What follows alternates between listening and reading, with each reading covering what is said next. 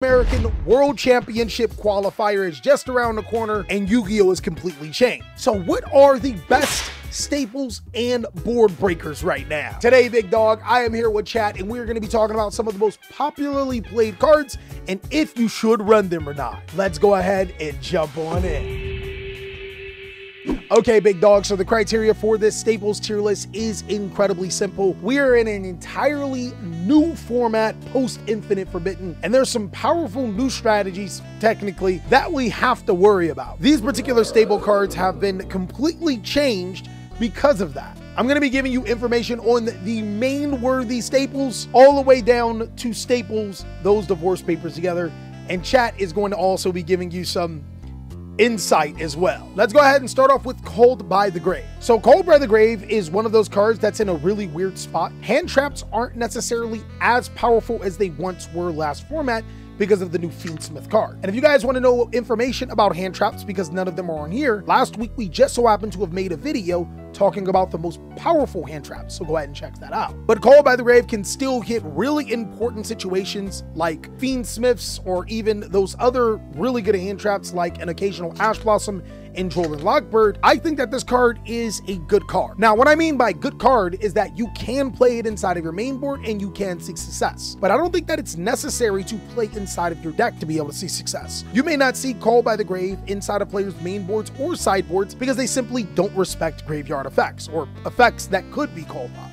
And that's perfectly fine depending on the type of deck that you're playing. Next is Cosmic Cyclone. So this is actually going to come to surprises a lot of people, but I think what a lot of players do wrong is when they're building their decks, they always think they have to put some type of back row removal inside of their deck. And Cosmic Cyclone is one of the better back row removal cards because it removes a card from play. That can be especially good against decks like Runic. But hypothetically, Runic ain't the best deck in Yu-Gi-Oh! Runic's not even top 5 best decks in Yu-Gi-Oh! I would put Cosmic Cyclone in situational and not side-worthy, what everybody's saying in the comment section, and here's why. Simply, if I am building a Yu-Gi-Oh! Deck to go against some of the best decks in the game, and they're not weak to cards like Cosmic Cyclone, I'm not gonna side Cosmic Cyclone. When you deck build, you have to make concessions, and that means that you'll probably lose to the stun deck that you'll see during your tournament. How many rounds are you guys planning on seeing stun? As a player that has entered quite the few events, I've probably played against one stun player. And you know, we wound up beating him without Cosmic Cyclone, so does it really matter? What's your opinion on running Hey True Nade in the side? Almost the exact same as Cosmic Cyclone. They say that now, then some Runic player will sneak and bite you in the back. Hey man, you gotta make those concessions. But one thing I am not losing to is the top decks in the game. Crossout Designator. Now, Crossout Designator is a really interesting card. Keep in mind, when players are going to start dropping hand traps, then the card becomes a little worse. Also, another thing I want to say about Crossout Designator is that this card is an engine Yu-Gi-Oh card, despite what people think. When you're deck building, this card does not stop our opponent. It acts as an extender, so therefore it's a part of our deck more than it is a part of the disruptive card. Now, that's not to say that Crossout Designator can't be used to disrupt your opponent. Like, if you're playing in the mirror match, you can banish a copy of your main engine card to stop your opponent, but the odds of that happening consistently is not really high. I think there are situations where Crossout Designator is a great sideboard Yu-Gi-Oh card. If your deck struggles against Dimensional Barrier, Drolin Lockbird, cards like that, then Crossout Designator can be a really good card. But I will say it is dwindling in playability because of the cards that players are using. Dark Ruler no more. Dark Ruler is good except when you're playing an OTK. I think that some form of Dark Ruler card should be strongly considered inside of your deck, because we know in current Yu-Gi-Oh! A lot of times you can't just hand trap your opponent. You're going to need a way to be able to answer your opponent's entire board. Now, Dark Ruler no more does have a drawback. You can't win on that turn. You just simply cannot inflict damage to your opponent, meaning that it puts your opponent in a spot that if they have enough recovery, they can come back into the game. But this card is especially good if you play a deck that is built on building boards. Take, for example, you're playing a deck like Snake Eyes. Bro, just Dark Ruler, cook your own board and cook them. I think that right now, Dark Ruler is a main board worthy type Yu-Gi-Oh card. There's only one situation you have to watch out for, and is if the opponent has Fiendsmith Desiree, they can then chain the effect of a trap card and then use Desiree to negate Dark Ruler. But other than that, this card is phenomenal. It's crazy. It's almost a must play. I think it is a main worthy card. Next is Evenly Matched, guys. This card works similarly to Dark Ruler No More, but the problem with Evenly Matched is that you have to give up your battle phase, meaning that if your opponent does have the out to Evenly Matched, you're cooked, my brother in Christ. I think that this card is also a main board worthy Yu-Gi-Oh card. Now, here's the problem. Like I said before, Fiendsmith Desiree cooks these Yu-Gi-Oh cards. It's pretty bad. But outside of Desiree, there's not a ton of negation cards that can stop these cards. So if you use these in combination with hand traps or other cards to make the Desiree not useful, then these cards can help you clean up really well. Basically what I'm saying is that there is no such thing as a card that just stops their board. But these are some of the better cards that give you better trades inside of the format. What you don't want to happen is that you are using 1-for-1 cards and your opponent still maintains a board. It's never a good thing. Evenly is cheeks. I beat a player just by using Ring Bali to pop a fire and negate Evenly. Good for you. Good for you. Same thing for Forbidden Droplet. I think one of these cards should at least be in your side deck at worst. Every single player should be playing a board breaker card that can help you get rid of your opponent's boards with other cards to lower the ceiling of your opponent's board. Problem with Droplet is losing all those resources. Card advantage is everything. Well, see, that's why you have cards like Evenly Matched and Dark Ruler No More. It's almost like you have to pick your poison. Droplet requires the most resources and can play around your opponent having Trap card to be able to chain their Era or Desiree. Evenly Matched permanently gets rid of the solution, but if your opponent can stop it, you lose your battle phase. And Dark Ruler No More is crazy good, but you cannot win that turn. So you're really gonna have to pick what poison that you like the most, chat. I personally think out of these three, it would go in this order. I'm not a huge fan of Evenly Matched, but I do understand the concept of playing it. Now, unlike Cosmic Cyclone, I actually think that Harpy's Feather Duster is a side-worthy Yu-Gi-Oh card. And the reason why is because Snake Eyes does play a good amount of spell and trap cards. What I mean by this is that there are monsters that place themselves inside of the spell and trap card zone quite often. A lot of times when you're dealing with Snake Eyes, one of the biggest problems is dealing with their field spell to be able to get them recursion, and Harpy's Feather Duster helped solve that. But the problem is that Harpy's Feather Duster by itself is not enough. You'd still need Duster plus other cards to be able to break their board. Unless they have Flame Beurge in the spell and trap card zone, sometimes it's easier to deal with Flame Beurge getting destroyed and them summoning two than dealing with them summoning Flame Beurge, linking it off, getting two, and you get rid of their field spell, and you potentially get rid of other cards like Skill Drain. So sometimes it is a lot better to Duster. All right, we're moving on to Gamseel, guys. So there is something that I will talk about: singular points of disruption. I think in order for them to be really effective, they need to either be a quick play spell card or do something else other than just get rid of one card. 1-for-1 trading is not going to be the thing. So I think kaijus are easily staple those divorce papers together. Now, I will say if you can get rid of multiple monsters at one time with one card, cards like Lava Golem become side-worthy. This also extends with cards like Winged Dragon or Ross Fear Mode, but you guys already know the problem with those particular cards.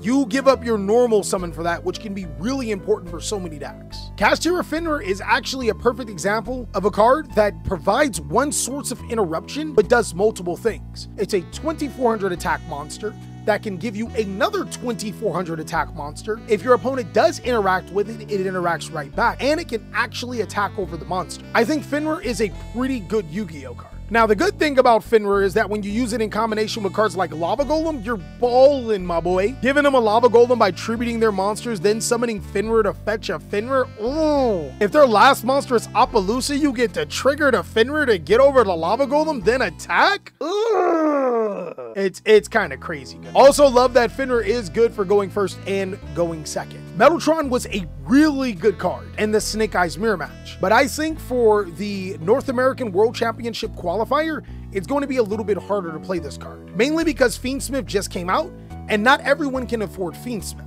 It pretty much puts you in a really weird situation, especially considering that there are other cards you could be playing that'll be effective. I think Metaltron right now is staple those divorce papers together. One of the biggest things is that we're moving into an event where there's a lot of unknown. You want to use this card where we know what our opponent is playing, not where we kind of don't know. Definitely could be a card that'll be a lot stronger in the future.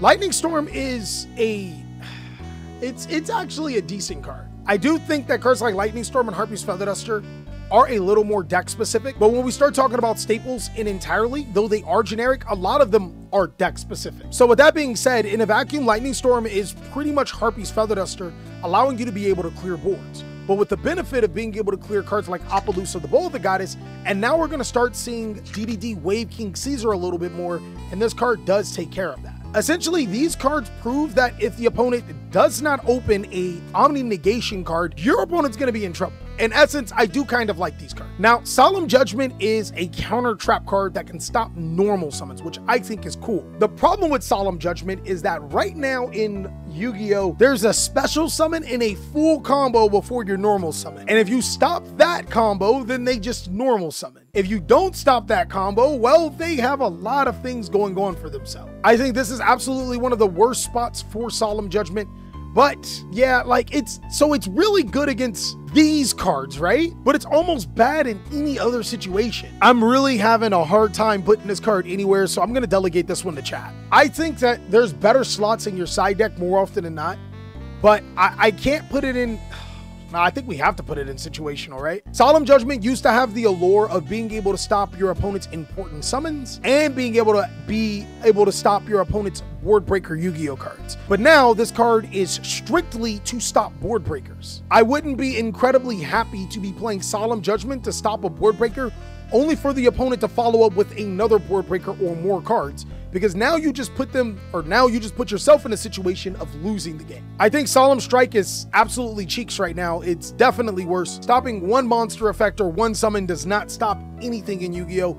It's way too fast. In Super Polymerization, I'm actually going to put it in good card. Maybe this is my coping. The new fusion monsters in like Air Eater and Necro Quip are actually Super Polymerization targets, which I think is really interesting. If our opponent sets up with like a DDD Wave King Caesar and an Unchained monster, those are Super Poly targets. If you just so happen to be playing a Fiend deck, congratulations. A lot of the times you have Super Poly targets. Super Poly has been eating good since it got unbanned. That's facts. Super Poly is Twin Twisters for monsters. I find it hard to disagree with that one. Blink Out is a card that gets rid of the opponent's Link monster or gets rid of a Link monster and then summons the materials from the graveyard. Easily, incredibly situational. I think it's really good if you use it offensively to get rid of one of your Link monsters that's probably in a tough situation, and then you can use it to get rid of cards like Unchained Blue Dog and Apollousa, but I don't think that that's impactful. I do love that it is a quick play. That's kind of good. Now, Triple Tactics Talent is one of those main board-worthy Yu-Gi-Oh cards. I think this is one of the better board breaker cards. If you consider playing some, you should probably consider Triple Tactics Talents inside of your arsenal, because this card combined with these cards almost ensure that you're going to be able to play Yu-Gi-Oh! Between drawing resources you need or taking your opponent's monsters, it's incredibly good. Why don't I just combine both Triple Tactics? Because they serve two different meanings. And speaking of such, Triple Tactics Thrust is incredibly situational. The reason why Triple Tactics Talent is main worthy and Thrust is situational is because Thrust on your opening stages can only set you cards to your side of the field, which means that you're probably going to need some good cards to set. Brandon can set a trap card that allows them to be able to fusion summon on the opponent's turn. Sun Avalon can at least set a disruption. I think Thrust thrives inside of decks that play a ton of spell cards to help their main engine, and also trap cards to be able to set up if in case you get hand trapped. I also think that cards like Change of Heart, Mind Control, Snatch Steal are all decent side-worthy Yu-Gi-Oh cards. Let me tell you guys something really cool about Snatch Steal specifically. So Snatch Steal is a continuous effect that's always applying on the monster. And if I'm reading Fiendsmith Desiree correctly, if you activate Snatch Steal on the Desiree, it obviously gets negated, but then when Snatch Steal stops being negated, it takes control of the Desiree. Snatch Steal can also be an out to cards like Expearly Noir, since Snatch Steal's take effect isn't activated. Could Mind Control also be side-worthy? Yes. Snatch Steal, Change Heart, and Mind Control are all great sideboard-worthy Yu-Gi-Oh cards because they're really good at board breaking when you know you're going second. Skill Drain is 100% main worthy. Now, obviously it comes with an asterisk next to it. If you can play Skill Drain, you should be playing Skill Drain inside of your deck to some capacity. I don't want you guys to get this confused. Should you be mainboarding Skill Drain? Probably not. Skill Drain is one of the best cards in the game, and unfortunately, there comes a time where we have to make drastic measures in order to win game. If you flip up Skill Drain against your opponent, a lot of times you can win. Now, Raigeki is a card that can get rid of all of your opponent's monsters, and in a simplified game state, the card can be completely dangerous. The problem with Raigeki is that it can be interacted with, and there's a lot of graveyard effects rolling around. I still think that Raigeki is a decent side-worthy Yu-Gi-Oh! When combined with cards like Dark Ruler, Nomura, and Forbidden Droplet, the card can be ridiculously crazy, as not only do you get to negate their effects, you can wipe their board. Raigeki belongs with Duster and Lightning Storm? That's fair. I think we're coming to a point in Yu-Gi-Oh! Where massive board wipes are actually okay cards, as long as you can play around the card that can negate the board wipe type card. Book of Eclipse is, what do you guys think about Book of Eclipse? Eclipse is right, side-worthy, situational, good card. I think Book of Eclipse is actually a really good card, and you guys got to hear me out. Book of Eclipse is kind of like Forbidden Drop. It's really good at being able to be a good going first card as well as a going second card. Going first, it can flip your opponent's monsters face down,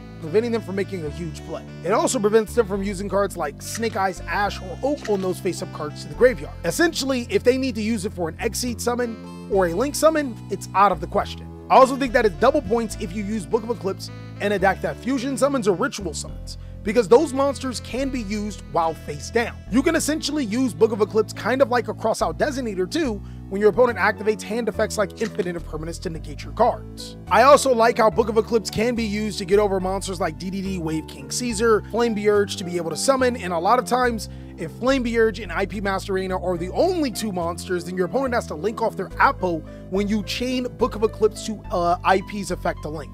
So yeah, I think Book is a really, really good card, guys. Same thing with Dino Wrestler Pinkertops. I also think that this card is crazy good, and allow me to explain. There are so many Yu-Gi-Oh! Situations where you have to deal with an Appaloosa and a DDD Wave King Caesar, or you have to deal with some type of situation that Dino Wrestler Pinkertops can attack over one and destroy the other. You guys keep on talking about how Skill Drain sucks. Well, this card is the out to Skill Drain. If you don't like the Snake Eyes Field spell, this card's the out to that too. It can't be stopped by Fiendsmith Desiree and essentially is a better Cosmic Cyclone. It also can be used in combination with Fenrir. Chat, have you ever special summoned a Fenrir, then special summoned a Pank? You're cooking! You essentially just put 2 level 7s on board, but more importantly, you also have 2 interruptions that can trade 4 for 2. It does everything we want inside of a Yu-Gi-Oh! Card at this second. Trades for 2 for 1, quick effect, and can dodge a lot of cards in the game. Most of the time, and it's attacking over Appaloosa too. Pank is just budget Fenrir. I think people really need to get out of that, especially if we're going to complain about Floodgates,